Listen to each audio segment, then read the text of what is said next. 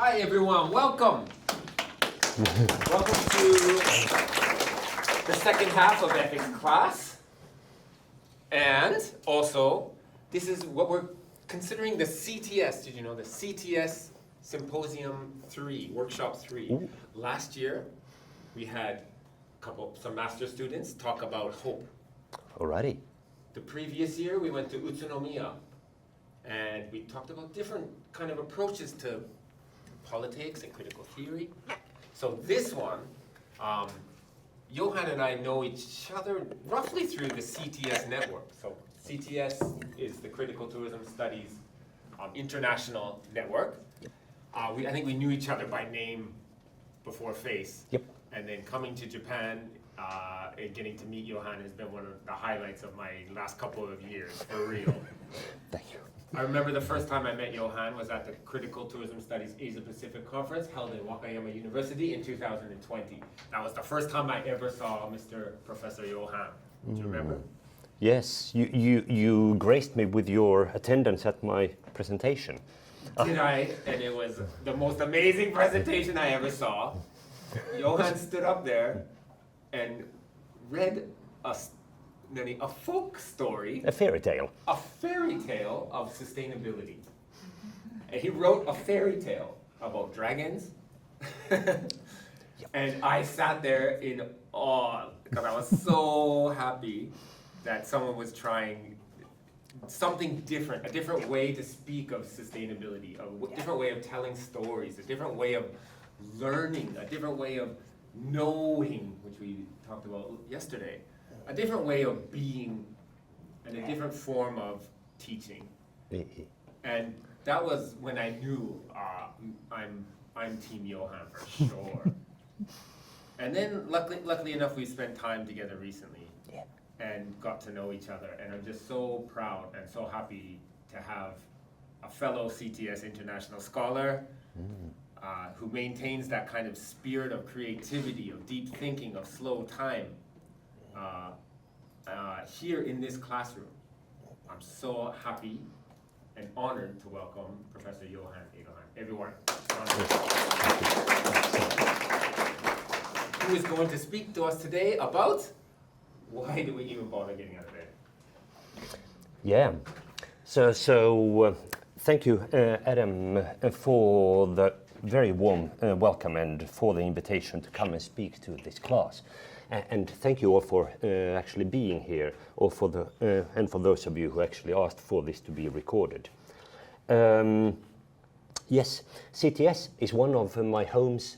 I've always felt a little bit out of the tourism scholarly field because tourism is quite often connected purely with business and management.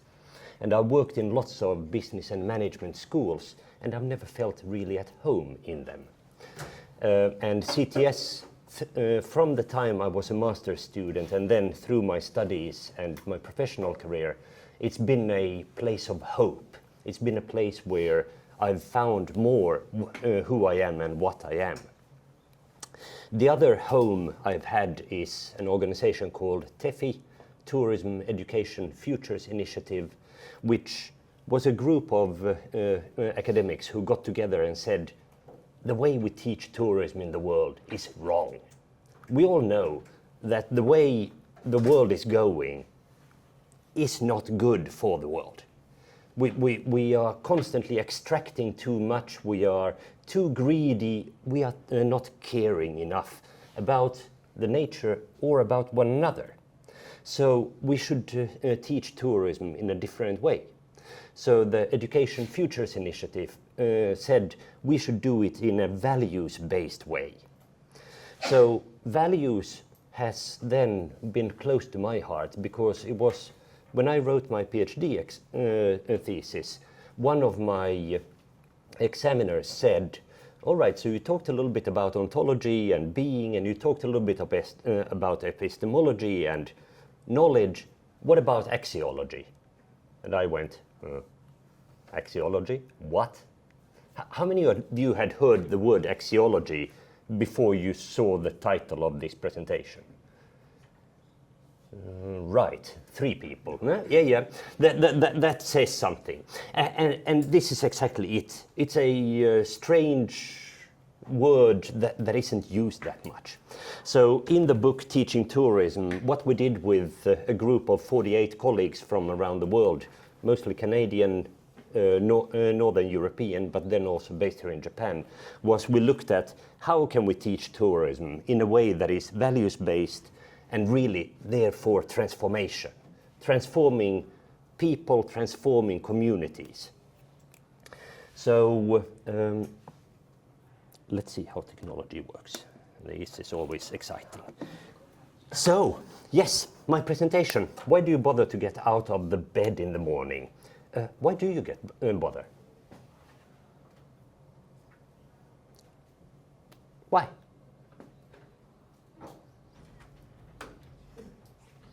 Anybody? Why do you get out of bed in the morning?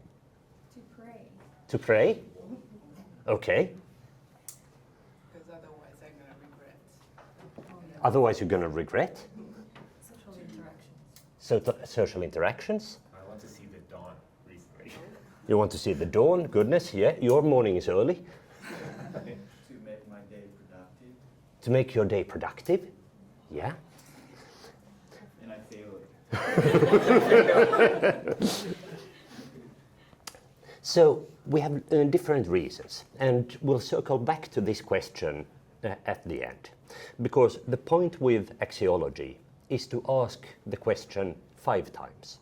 So we'll get back to this afterwards.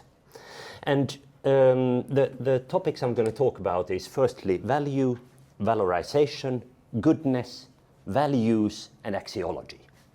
And all of these are connected in different ways. So, yes, let's start with value.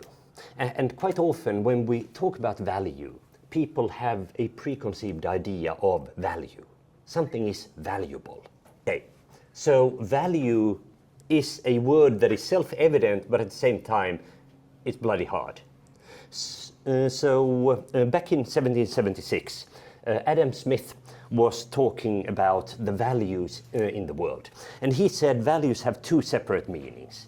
We have value in use, and we have value in exchange. Value in use is what we actually get out of using something. Having a mug in your hand, it's in use. And it's valuable for, you can put coffee or tea or whatever you want in that mug, and it has value.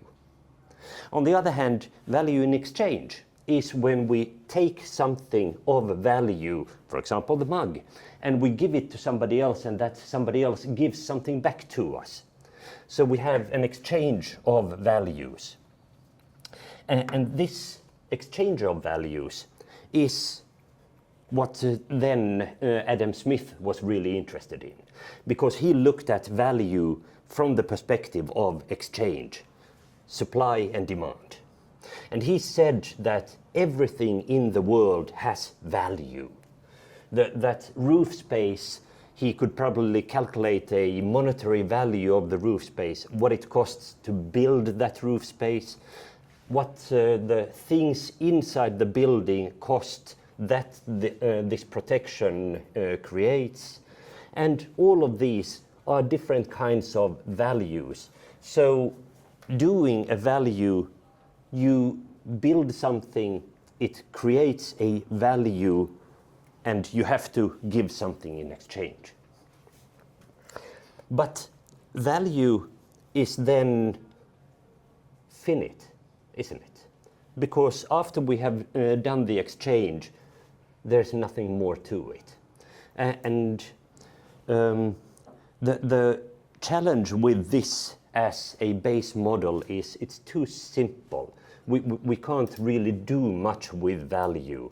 And there was always that trade-off of after you have bought, for example, a mug, you very seldom can get the same exchange for it when you try to sell it onwards.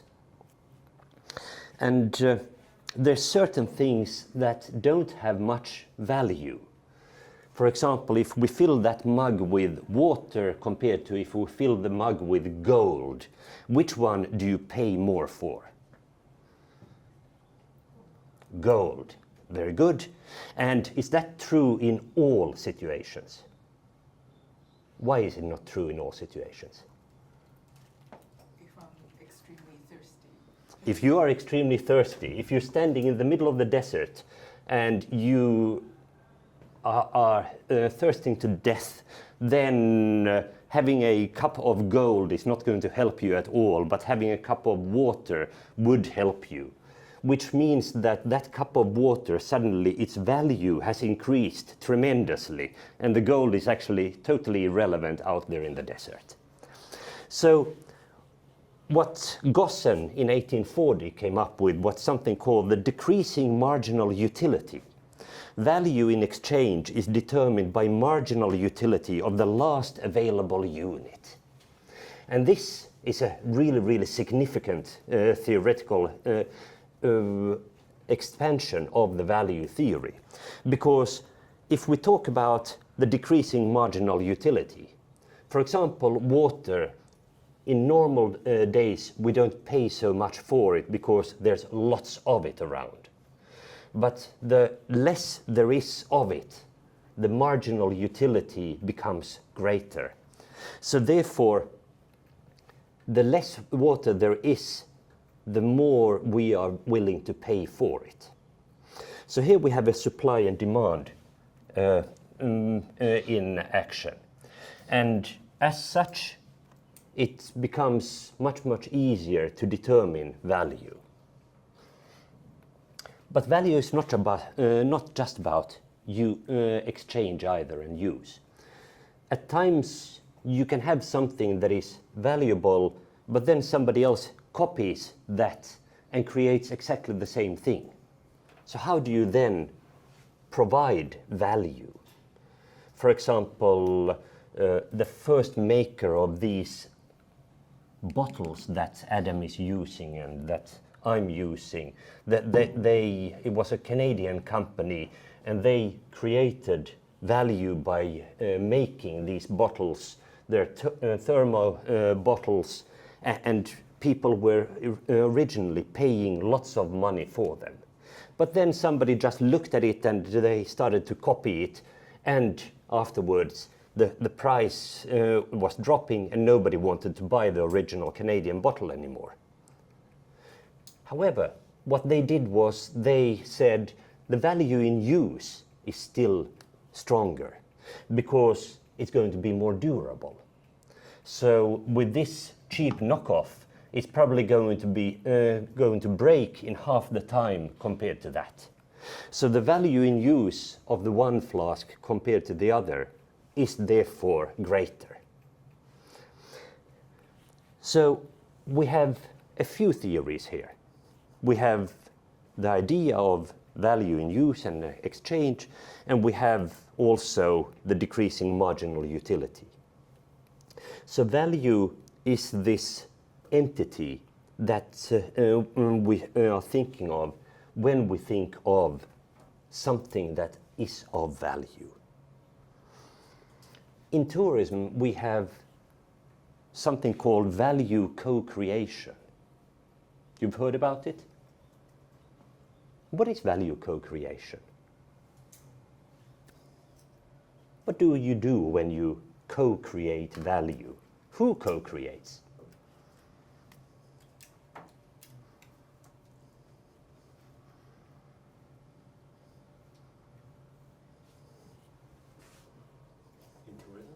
In tourism? Me and AI. You and AI. Me and ChatGPT. Could be, I guess. Yeah. It's probably not what's normally referred to as value co-creation. I imagine like host community and tourists co-creation. Okay, cool. So in tourism, what is it that is happening?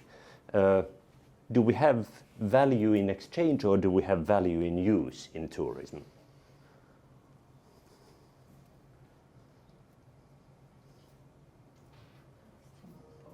Yeah, exchange quite often.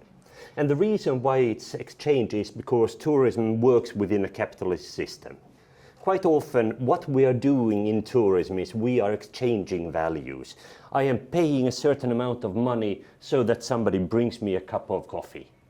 And this value in exchange. So how can somebody co-create value within this exchange?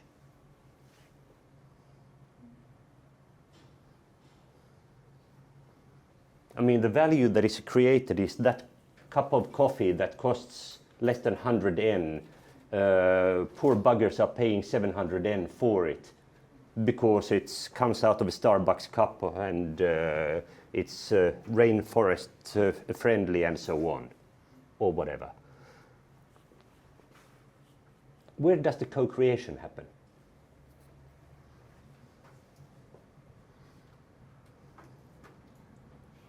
Does that cup of Starbucks coffee get sold if you are not there? No. So essentially it needs a customer in order to actually be worth anything. If nobody goes to the Starbucks coffee shop, the Starbucks coffee shop will not sell anything, no value created. The moment when a customer comes in and asks for something, then value is created. So there is this co-creation going on.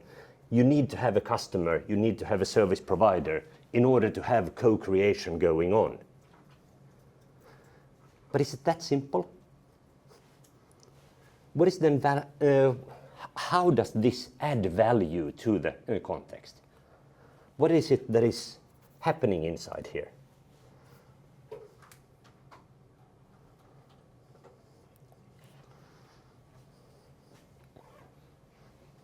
The value co-creation is also us giving value to certain things. So we pay different amounts of money for different kinds of coffee. You go to a 7-Eleven and you can buy a really decent cup of coffee, and you go to a Starbucks and you get sort of the same cup of coffee, more or less, give or take, and you're adding 300 yen to it. Why do you pay 300 or 3 times more at a Starbucks compared to a 7-Eleven? What is it that is? Where does the value sit?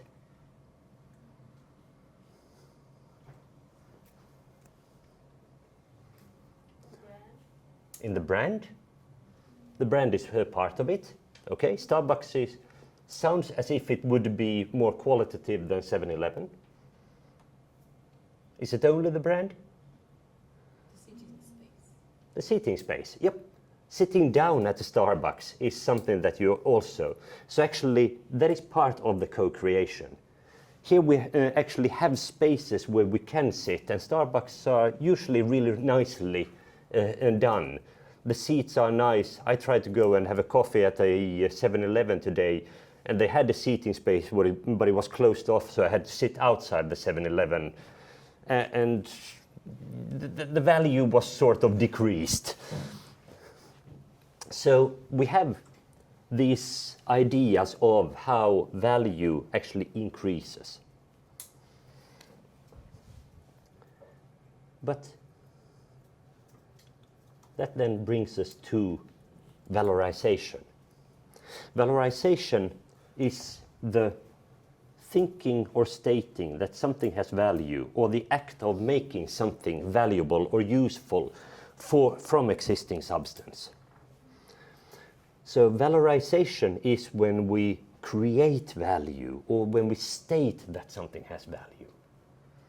So, for example, that cup of coffee that we drink, we can buy it from a company, we can buy it as a plastic bottle from a Jido Hanbaiki, we can get it pretty much anywhere. How do we valorize it? We valorize it by stating that something has value. That is what branding is all about. We create a brand and give it prestige, and therefore we presume that it is better than others. or that we make something valuable or useful from existing substance. We have something already, and then we add value to it. We tell people why they should think that this is valuable. This, in the illustration, we have, for example, a piece of leather, and like Karl Marx said, valorization is about adding human labor to some sort of resource. We pay something for the piece of leather, but we pay much more when somebody has made that piece of leather into a shoe. The danger is that somebody then creates a factory and they start spitting out shoes that are much, much faster made than the handmade shoe. But then we add some sort of brand to it, and suddenly the value of that shoe again has gone up. We valorize it. And valorization is very much connected to value and the perception of how much value we give to a thing. In hospitality and tourism, we can also have social role valorization. What roles are valuable and what roles are devalued in tourism and hospitality? Have most of you worked in tourism or hospitality? Done baito or anything? Yeah? Many of you are nodding? Okay, cool. Was it a valued role that you were doing? Mama? Yeah, okay. Okay-ish, yeah? Have anybody done a devalued role?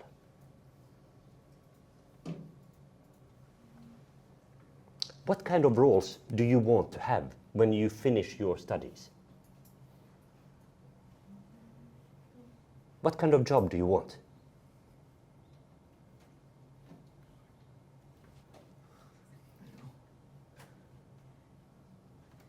How many of you want to be housekeepers? Hand up. You want to clean hotel rooms, don't you? That is your dream. That is not your dream. How many of you are not dreaming about being a housekeeper? Right, okay, cool. So only Sensei in the back corner wants to be a housekeeper. Everybody else had hand up. And that is so fantastic, because that really, really shows that there are devalued positions. But a devalued position, is it worthless? No. How often can you sell a hotel room unless it's cleaned? Almost never. Sort of once. You can sell it.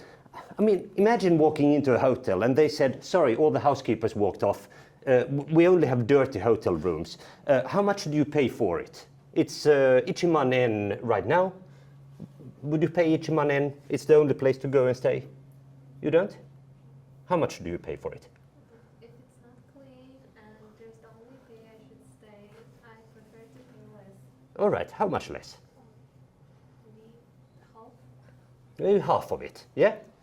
All of you, that's the place we have to stay. You agree on paying 5 grand for that room. Way lower. Yeah, you would go even lower. Okay, so we have again a price perception. And this price perception is based on what we think what a hotel room should be, and the only way that hotel room can be what it is thanks to housekeepers.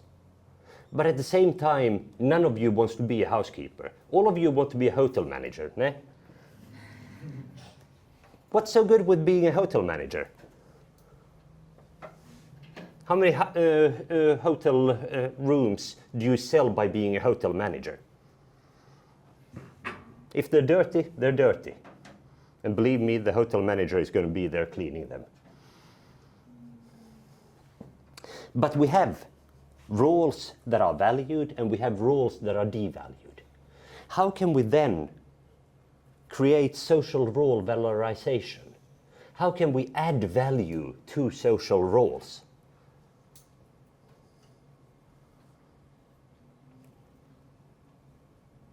I've been a hotel housekeeper for a year and a half. I started off in housekeeping in my career and worked in Germany and worked in Spain in housekeeping. Then I moved over to housekeeping management in Sweden, and after that I was teaching housekeeping in a vocational college. So housekeeping is really, really close to my heart. And I see it as an incredibly important role. And at the same time, I see that it's a really devalued role. One of the things that's happened is, of course, when you walk into hotel rooms nowadays, there's quite often a little sign there, I cleaned this room, and then somebody has signed it. You've seen those. Yeah? And that's nice because it gives a little bit of value to the role. It is somebody who's actually done the job. What else can you do to give value to a role? Allow interactions with the clients, with the customers. Absolutely, yeah. Sometimes we don't even interact with them Yeah. When is housekeeping done? when the customer is not here. Yeah, out of sight, out of mind. And especially hotel rooms, that is fine because customers generally don't want to be disturbed when they are in the rooms.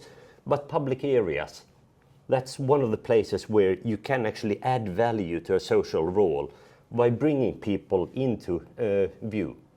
And at universities, that is something that's also happened over the last years. Instead of having housekeepers coming in early in the morning or late in the night, we have housekeepers that are working also during daytime, and we can see them, and therefore we can appreciate them.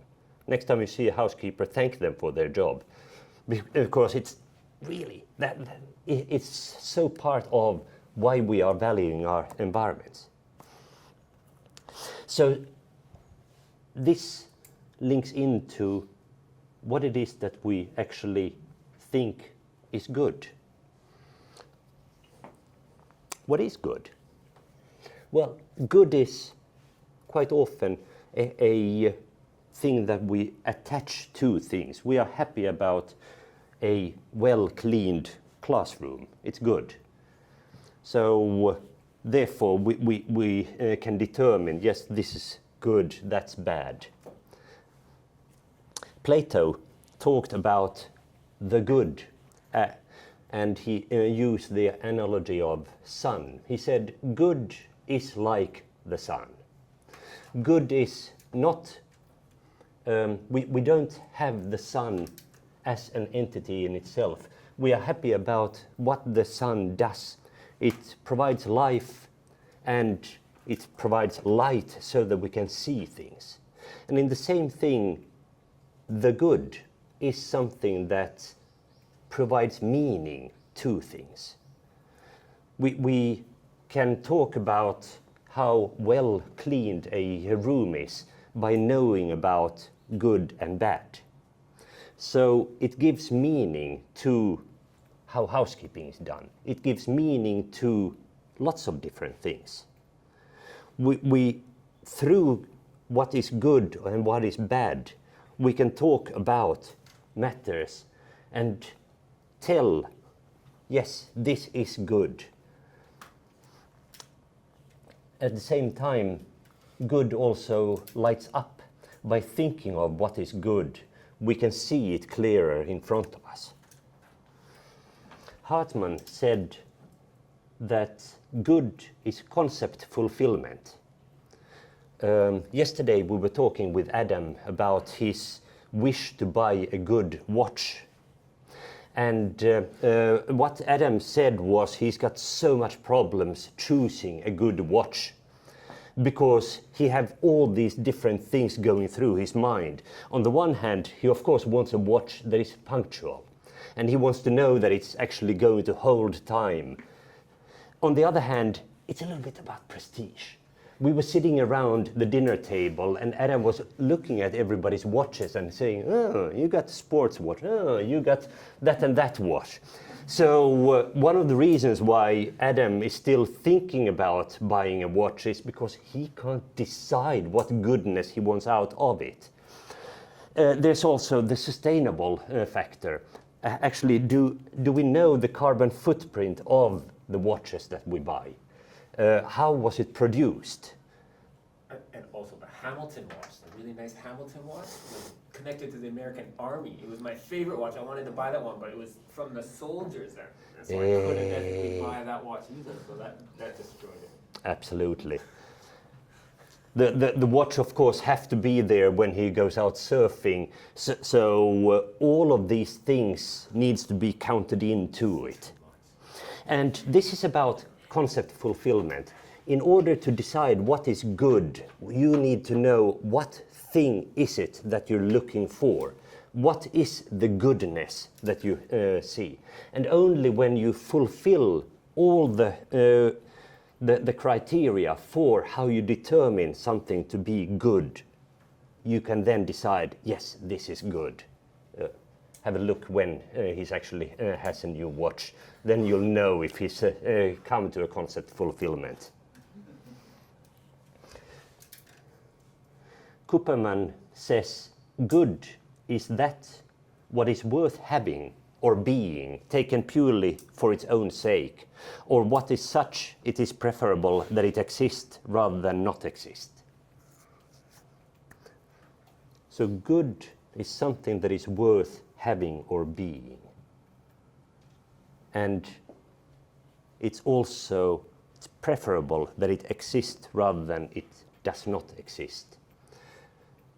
So if we see good from this very philosophical point of view, then we can determine that there are certain things that are really worth having. And there are other things that are not so much worth having.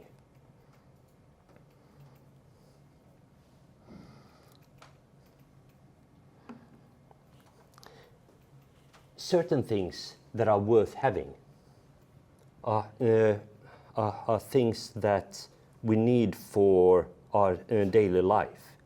There are certain things that we much prefer to have rather than not to have. For example, to have clean water that we can drink is much preferable to having dirty water. Brilliant water in Wakayama.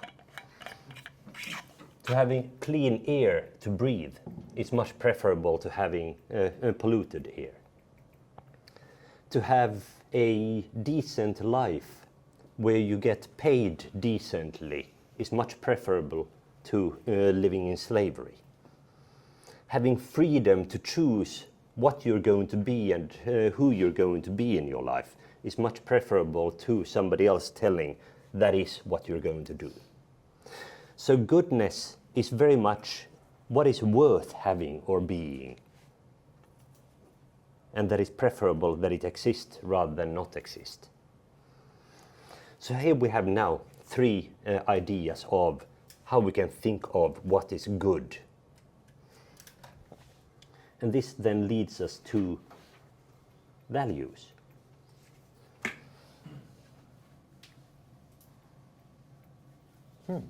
No, I jumped. It leads us to a couple of fallacies of goodness. And these fallacies, fallacy means that something is false, it's wrong. And fallacy is when we think wrong about goodness. For example, the naturalistic fallacy is the idea that we think of good through some natural entity. We think of delicious food, and we think deliciousness is good. But deliciousness is not the same as good. Delicious is a natural phenomena that we attach to things, but deliciousness is not goodness in itself. In the same way, a beautiful landscape can be seen as good, but beauty is not goodness in itself. So the moment when we start to attach some sort of natural phenomena to goodness, then we are doing a so-called naturalistic fallacy. We can't just equate goodness to something else. A metaphysical fallacy is when we combine two different frames of reference. This happens all the time in tourism. A tourism developer is coming in and saying, we are going to build a beautiful hotel and there's going to be lots of money coming into the community. And the community says, yeah, but that's our only park. And we actually love that park, and it's a place where we go and play, and it's a place that actually brings lots of joy to us. And the developer says, yeah, but look at how much money you're going to make, and there's going to be employment. So a metaphysical fallacy is when two different kinds of goodness meet, and you start to say that one kind of goodness trumps the other kind of goodness. A moralistic fallacy is when we imagine that there's certain things that are morally good, and therefore it's always good. For example, you can be a really good thief. Yeah? You can imagine that. Who of you have watched Netflix Arsène Lupin? Yeah? So you know what a good thief is. A person who is really good at the job, who actually gets into the Louvre and gets away with the jewelry without getting caught. So a good thief is of course a concept, but being a thief is not good. But if you straight away say that you can't be a good thief, then you're doing a moralistic fallacy. Because you are presuming that just because you are a thief, it cannot be good. The final fallacy is an empirical fallacy. An empirical fallacy happens when we take an example and start to generalize. For example, my grandmother, she was a fantastic woman. She was playing cards, she was smoking and she was drinking, and she lived until 102. So that proves that it's not bad to smoke and drink, ne? Or does it? It's a very typical empirical fallacy. And it's one of those things that people very often do. They tell an example of something that's happened, and because of this something, they claim, here we have an example of goodness. So all of these fallacies are wonderful to know about, because when somebody starts to claim that something is good, then you can go back to the fallacies and you can see, now there's a fault in your argument. You're actually falling into 1, 2, 3, or 4 of the different fallacies.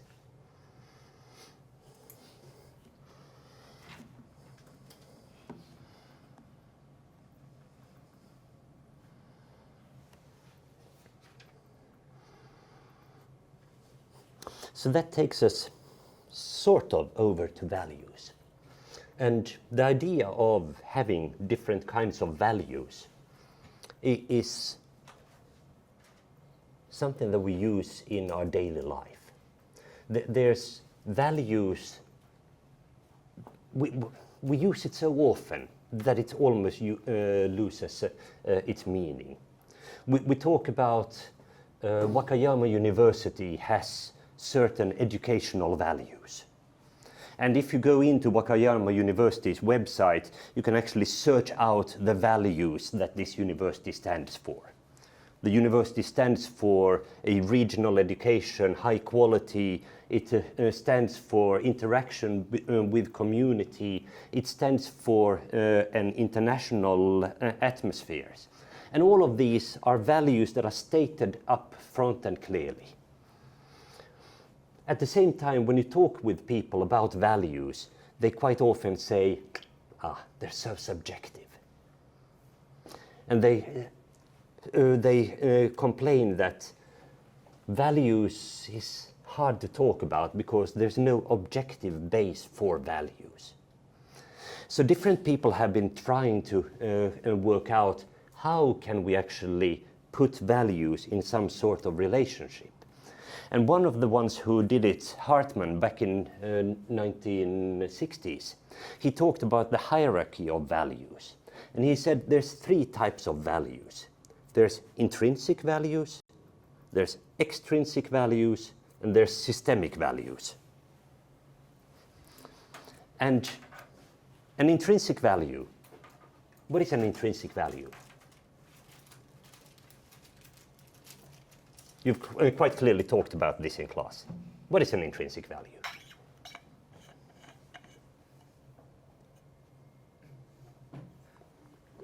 Yeah. Intrinsic value is you have value because you exist. You simply exist. And for that, you have value. Absolutely. It's value in being in itself. And an extrinsic value then. Want to carry on? Sorry? What is an extrinsic value then?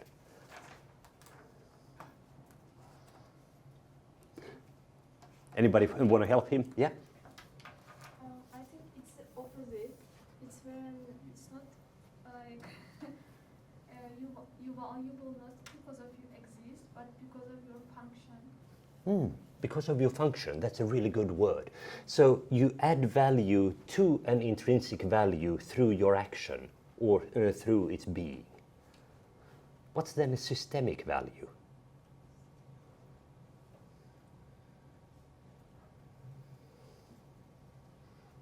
A systemic value is the idea of a value. It's on the systems base. So we take the example of bike helmet. How many of you are wearing bike helmet when you're biking? Eh? Eh?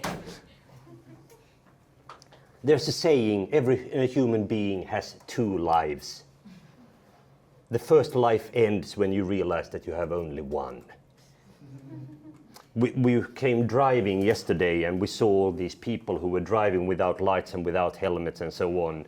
And we thought, yep, they all presume that they're going to live forever, even when they fall off the bike. I've fallen off my bike, I'm clumsy. I've fallen off my bike several times. I've gone to hospital 3 times for just falling off my bike.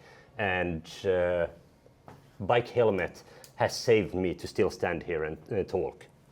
Because at least one of those times I came down on my head so hard that my head would have cracked without the helmet. Me too, so wear a helmet. Please wear a helmet. So what does that have to do with intrinsic, extrinsic, and systemic values? A bike helmet. Is a bike helmet intrinsic, extrinsic, or systemic? Extrinsic, yeah. So a bike helmet in itself doesn't have life. It's the wearer who's got the life. The bike helmet is an extrinsic value. It's something that we put on. And the idea of Adam and me here saying wear a helmet, that's a systemic value. Because it's the idea that we are telling you that the bike helmet actually will save your life. Or if it doesn't save your life, it just might save you from being incapacitated for the rest of your life, being dependent on others because your brain won't work like it should, because you smashed your head against the asphalt. All of that can then be seen in a hierarchy of value. And what Hartman did was he essentially said everything in the world can be divided into this hierarchy of values. You can always divide everything in this way, and you can then look also at what is more valuable than something else. But here we come back to that challenge of subjectivity and objectivity. Because some people say, what about a tree? A tree is also alive. And if a tree falls on you and kills you, I mean, there's 2 lives there. Should we protect the tree or should we protect the life of a human being? And in an anthropocentric world, we quite often say, oh, well, cut down the tree because we have to save human lives. But what if that tree is actually an intrinsic part of the environment and it creates much more life than the human? If it's a bad human, like Adam, I mean, the things that he's doing in life, driving around, wasting fuel, creating new humans into the world, all these things that actually makes the world into a worse place, that tree might actually be worth more for the whole world than Adam is. Ne? And this is how hierarchies are created. Essentially, those philosophers, they loved mathematics, and they said that you can calculate the value of everything, and then you have this hierarchy where some things are much more worth than other things. The Japanese philosopher Toshio Kuwako said that it's not about a hierarchy, it's a harmony. Values comes through a harmony, and this harmony comes around through firstly having a shared idea of goodness. Something that we can decide on together. This is good. And beyond the shared idea, we have to have a system to maintain this idea.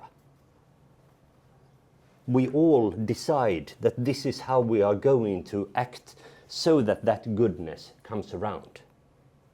And then we have different actors who act within the system for the idea and believe in the idea.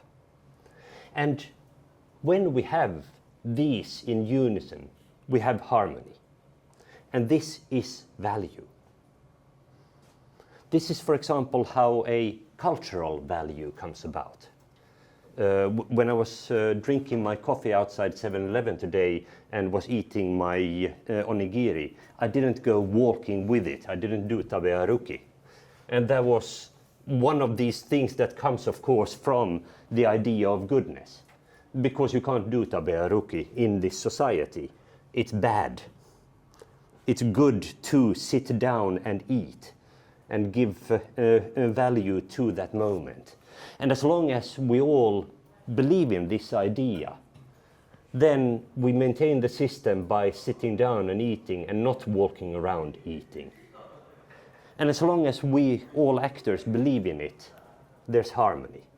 But then comes bloody tourists in and they don't know about this and they walk around and they break the harmony because they don't know about the idea. For them it's convenient to have an onigiri in your hand and walking around eating it. And just by being an actor who don't understand the idea or don't believe in the idea, the system is broken and it's disharmony.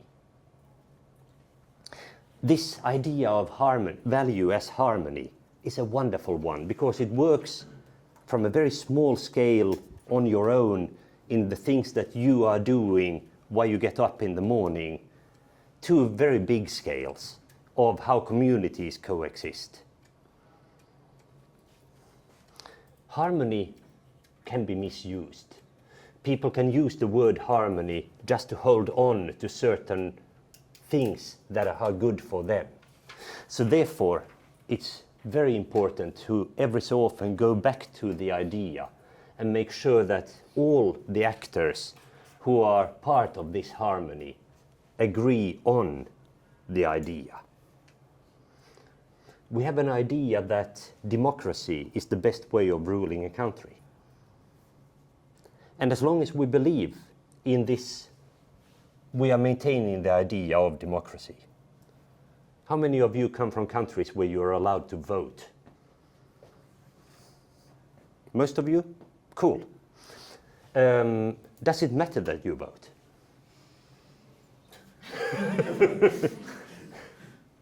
Wow, that was a deep sigh.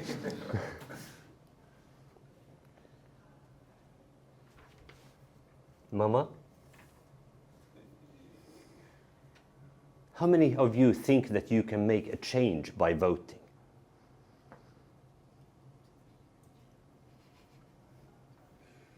Mama? This is one of the reasons why our society right now is in trouble. Because young people start to lose the idea of democracy. Because young people don't believe anymore that it is worth going and voting. Because nothing changes anyhow.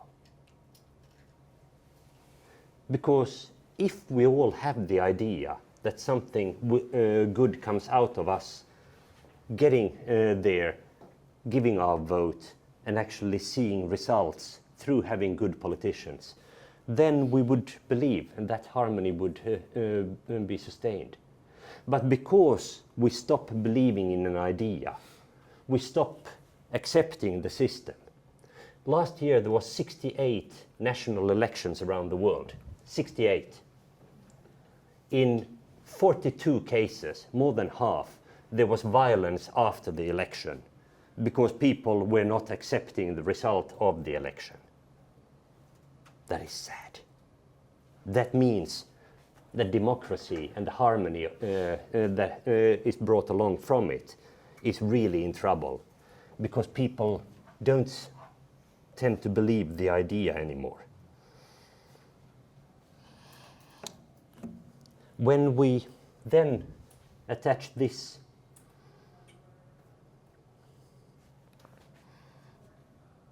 to things like tourism, we can take, for example, the UN Tourism Global Code of Ethics.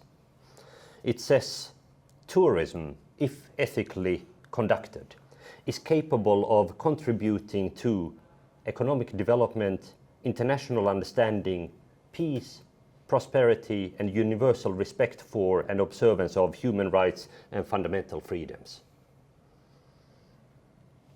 Okay, so that is what tourism can bring, the goodness it can bring.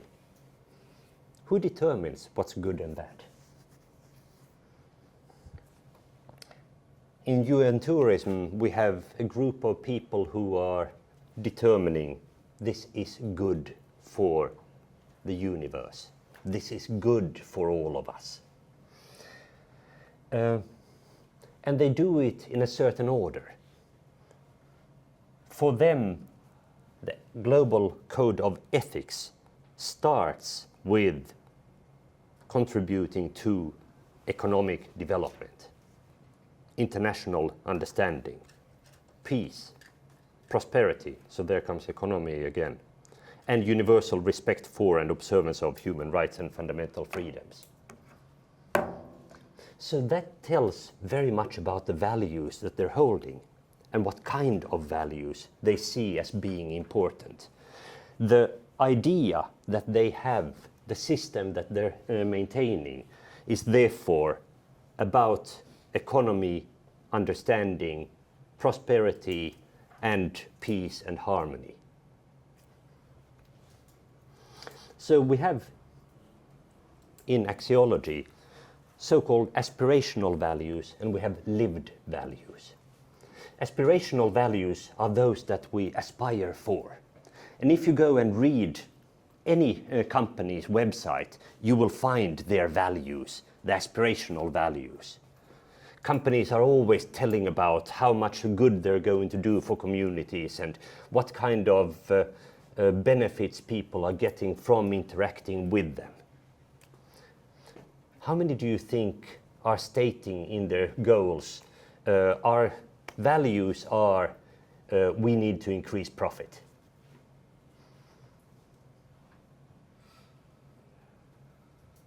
I don't think anybody states that. How many of you thinks that that is what they in reality have as their value? Yeah. So we have certain things that we aspire for, and then there's other things that we live by. And this is exactly where axiology comes in, because the different kinds of values that we either aspire for or live by are part of action and actuality. We live through values. Values form how we actually form our everyday lives. People think, they decide, they act on values rather than based on their existence. Existence is a result of values. And acts and actions are results of values. By knowing about values and knowing what kind of values you hold, you are much more likely to actually create a future that you want. So the idea of why you get up in the morning is related to this. Because we get up in the morning for different reasons. And we have a reason that we tell ourselves why we get up in the morning. This is related to something that is much deeper inside. And the lived values are ecological values, social values, political values, cultural values, and economic values. If we think of them separately, ecological values is essentially about a harmony in it's the interconnectedness that we have with our surroundings. The Japanese philosopher Watsuji Tetsuro in the 1920s and 30s wrote about fudo. Fudo, the kanji fu for wind and do for land, translates into English either as milieu or climate. And fudo is the idea of how humans interact with the climates, the milieus that they are situated in. For example, coming to Wakayama, as I am from Hokkaido, I think of Wakayama and I think of mikan and I think of umeboshi and I think of soy sauce. I think of these parts of the food diet. When I go to my yaoya at home in Sapporo, then I quite often buy a box of Wakayama mikan. Why is Wakayama so connected to mikan? Well, it's because of fudo. It's because of the land being perfect for mikan. It's the perfect climate, it's the perfect soil, it's perfectly situated. And people here has been cultivating mikan for centuries. So therefore, it's also something that is deeply connected to how others understand Wakayama. Umeboshi, in the same way, ume is growing well, but the thing of actually storing them sour and then making them into umeboshi is also related to the hotness of summer. The ume would can't be transported in the same way as mikan can. However, umeboshi can. So therefore, when people realized it, they saved it and they started selling it. So ecological values are very much connected to fudo, to how we understand our connection to society and to nature, to society, to culture, because they are interconnected. The social then, social values, how do we get along in societies? How is it possible for us to actually live next doors to other people and be together in classrooms? What is the values that we have to be social?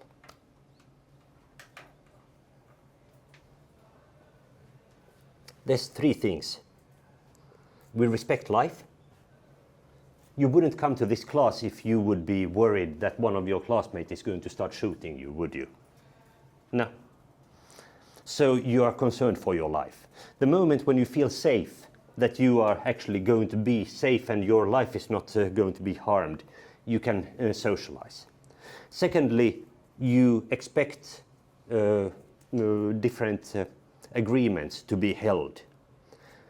If somebody promises that they are going to give you a class that is going to last 1.5 hours, you want them to hold to that promise and not go over. And the third one is that things that are yours, that nobody comes and steals your stuff and pretends that it's theirs afterwards and think that they can just get away with it. Because all of those things relate to how we actually interact socially. These three things make us trust others, and they are the base of all social values: life, agreement, and property. Without them, societies fall apart. Societies have this also between themselves. Societies also decide that borders are upheld, and they know that other countries aren't going to come and attack them. Other countries are not going to come and steal their land, and other countries are going to hold the agreements that they hold. So society works through these three glues. Politically, political values is, how many of you trust politicians? Do any of you know a politician? Do you know local politicians or do you know state politicians? Local? State? Malaysian politicians. That's a very hard one. Do you know local or state politicians? I know Koizumi You know Koizumi. briefly, right? Yeah? And local ones too. and local ones. Are they bad people? No. Why do you become a politician? For power. Hey. For power. To help people, Yeah. for money. French, Canadian, Philippines. So essentially, Stereotype. the idea of where we come is very much shaped of what kind of experiences we have with politics. But politics at its really base, it's really about helping others. It's about imagining that you have an idea that is better than other people's ideas. That your idea is going to bring wealth and good futures to others. And that is how politics is built. The value of politics is for common goodness. But then when it gets corrupted, it's about money and power, and it's about things that are no longer for the good of all. So a political value at its base, when it works, is like good democracy. It's actually something that we want to believe in. Cultural values is both achievement, it's things that we believe in, and it's also how we live our lives. My example of tabearuki, for example, is a cultural value. And finally, economic values: production, distribution, consumption of resources. And the idea of that everything has a value that you can use for exchange. So these lived values is very much also shaping how we think about life. So Husna Sensei was saying that she gets up in the morning in order to pray. Why do you get up and pray? To find peace and gratitude. To find peace and gratitude. That sounds good. To appreciate another new day of doing good to the world. Okay. Why do you do good to the world? So my values would align with religious teachings. Why do your values have to correspond with religious teachings? I believe, as humans, that I believe that there's a creator for everything, and that creator would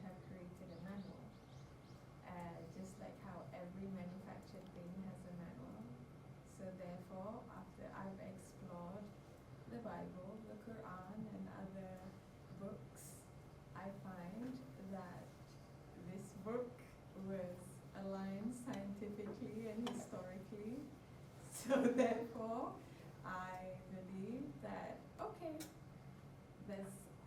it gives guidelines on how to live an optimum life.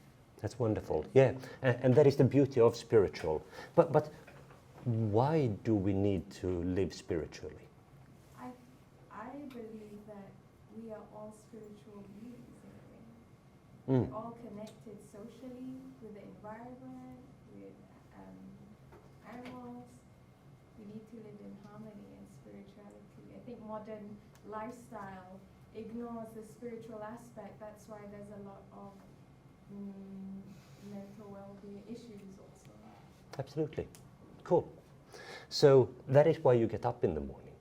You said you wanted to get up in the morning to do a good of your days. Why? Productivity. Mm. Why do you want to be productive? Let's say I wake up in the morning at like 6 a.m. I drink a cup of coffee, as I'm saying, probably always that. No, but why do you want to be productive?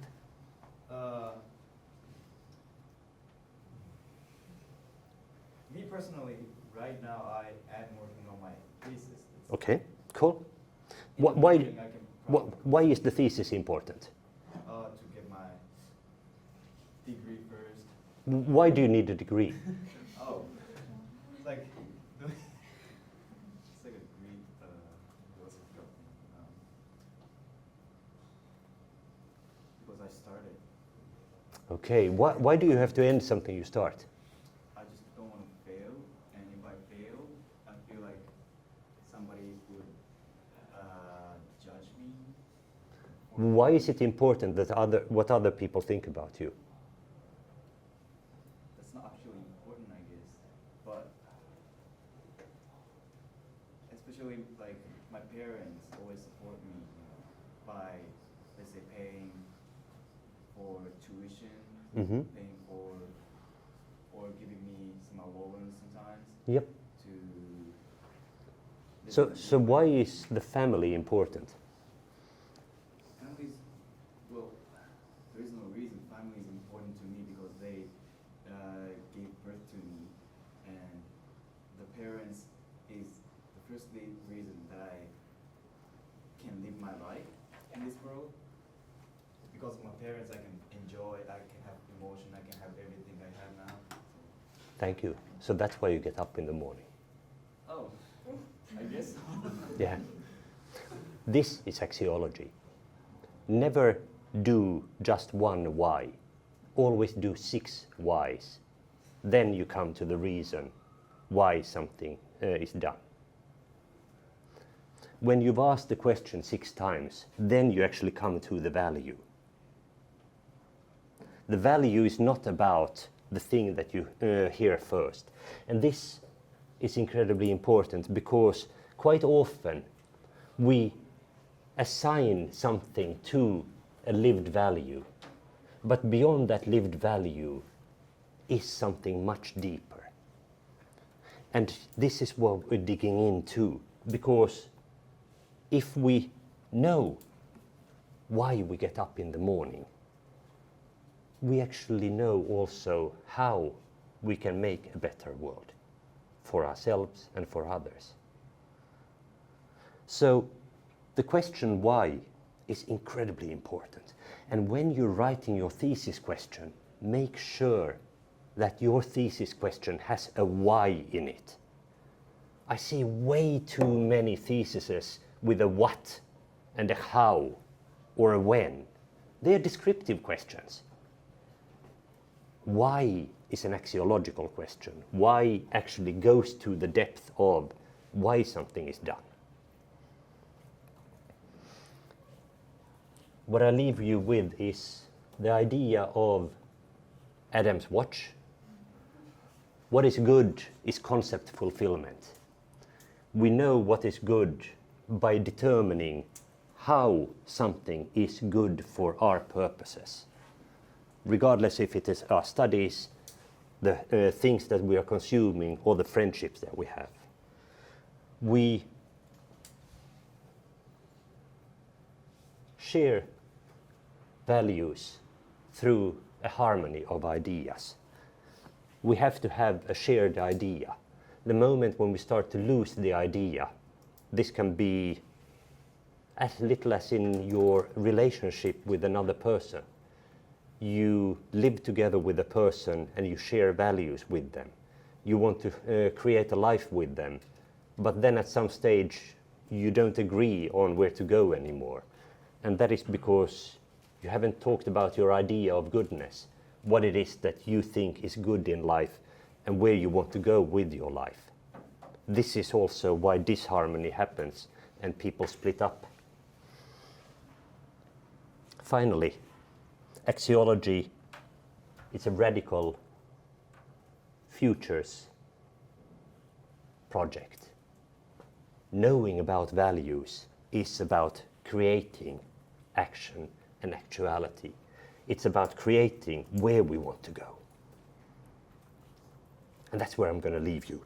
Actually, the shirt that I have on today is a walking workshop that we are going to run this weekend on Saturday. There's still a couple of spots for anybody who's interested to come along and listen to values-based education, where we talk about why we are doing values in education. So it's going to be both academics, there's going to be a couple of postgrads, and there's going to be a couple of practitioners who work in industry. And we are going to walk together down in Wakaura, and we are going to talk about how we teach and how we learn in different ways that are not just verbal.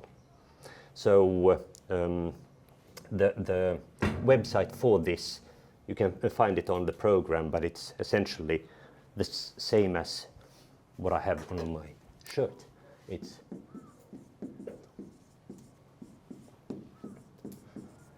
if you go into tetowako.org, it stands for Teaching, Tourism, Walking Conference.org, then you can find the information about this. And that's where I'm going to leave you. All right. Cheers. Questions, discussion.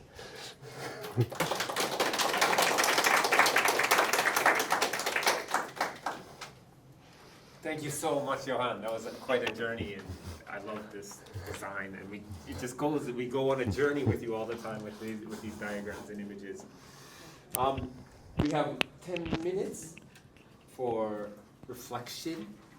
I don't know, questions, of course, but more maybe reflection, discussion, things you take away from it, some things you picked up that might be interesting. So, what do you think, class?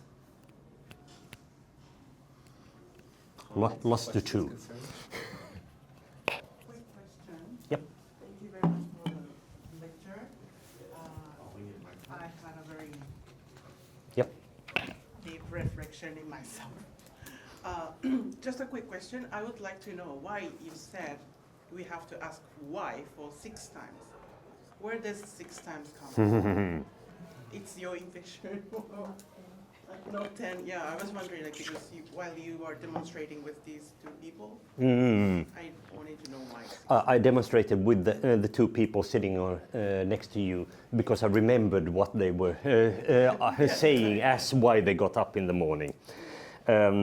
The 6 whys is usually enough to actually dig into a core value, something that actually matters for us. Because often when we are asked the question why, we try to rationalize and we try to say something that isn't too sloppy, and we try to say something that we and our self-image work according to. I mean, Husna is very clearly sitting with a headscarf.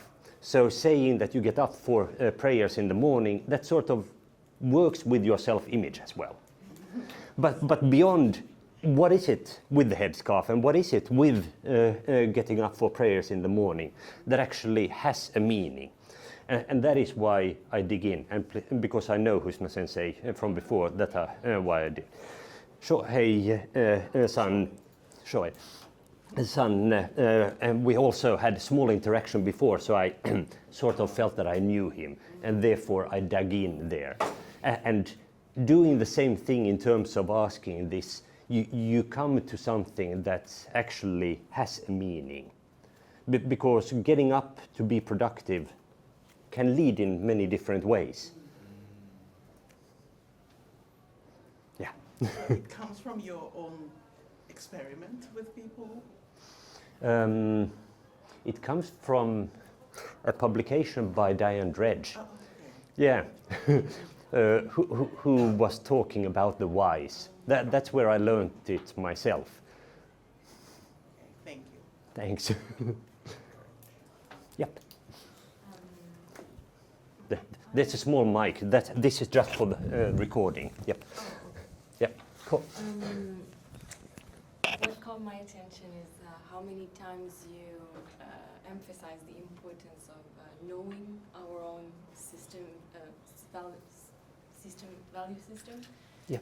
and maintaining it for harmony within society, but also in order to carry our own destiny. Mm. But what is the place of emptiness and not knowing in this? That is wonderful. Yeah. Because just being is just being enough. Being lost is a part of the journey. Actually, not knowing where you are on your way is part of living your life. I've changed jobs, I've changed careers, I've changed countries numerous times. And that is because I can't say that I would have known deep inside of me where I was going.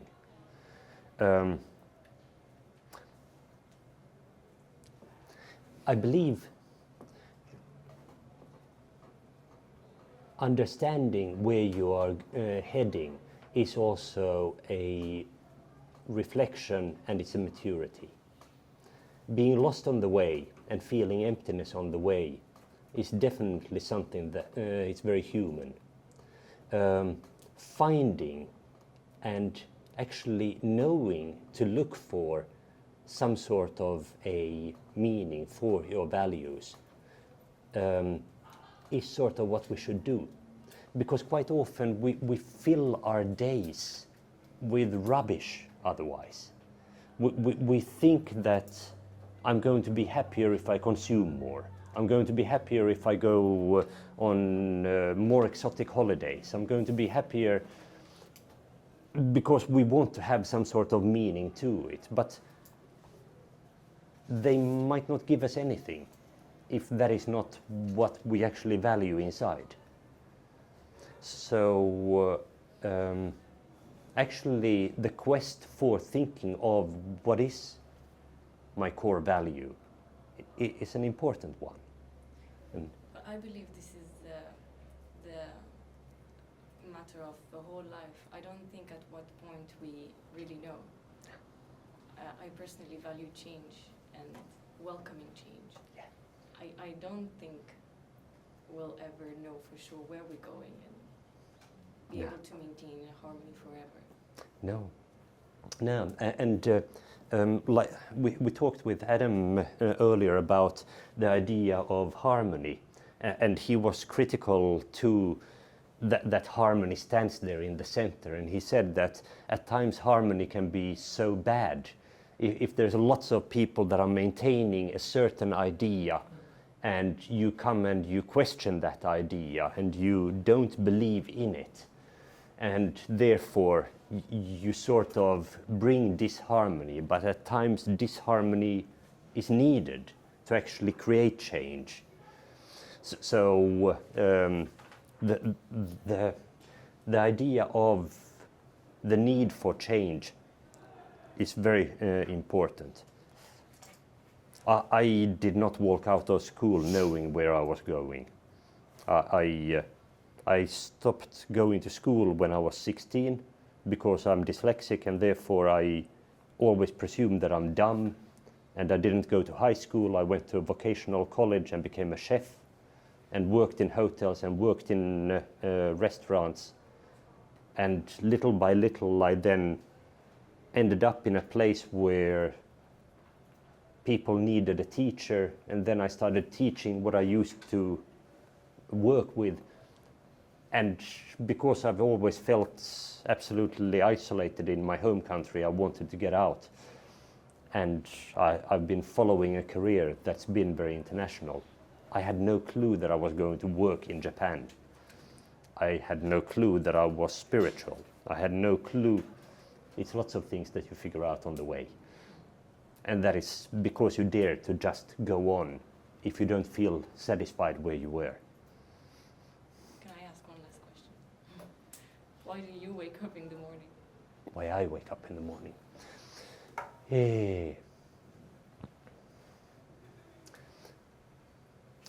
I wake up in the morning in order to do my daily work. Why do I do my daily work? I do my daily work. I do my daily work on the one hand to pay the bills, but on the other hand I decided to be a professor because I wanted to make change. Why do I want to make change? I want to make change because I think that the world around me is not in a good state, and I feel being a professor is one good way of doing this change. Why do I feel that being a professor is the best way? Why didn't I become a politician? I became a professor because I feel that young people still respect education rather than politics. So I wanted to be in contact with young people so that I can bring new ideas. Why do I bring new ideas to young people? Because I think you are the future. I think you are the change that we need. I think if you can decide on a better future, it's all worthwhile. It's worthwhile to do what I do if I even changed one mind. That's why I get up in the morning. Thank you. Thank you very much. What a fantastic lecture, and lots of new vocabulary we learned just the hour previously. Did you see recognition justice? Many times he was talking about, feeling seen, wanting to be acknowledged, even in his own questioning of himself, wanting to, feel a sense of belonging, all of these things. So we also had intrinsic value come in. Jay, thank you for the answer. Right, all of these things. So values is super interesting that it's not discussed as much as it should be. Yeah. You know what I mean? Especially in the context of a university and education, and what is a university? What values are we instilling in our students and how we teach? So I really appreciate you bringing in axiology and as a discussion of values. So thank you very much again, Johan, for coming. One more round of applause. Thank you, Adam. And thank you all. And a group picture? Is that possible?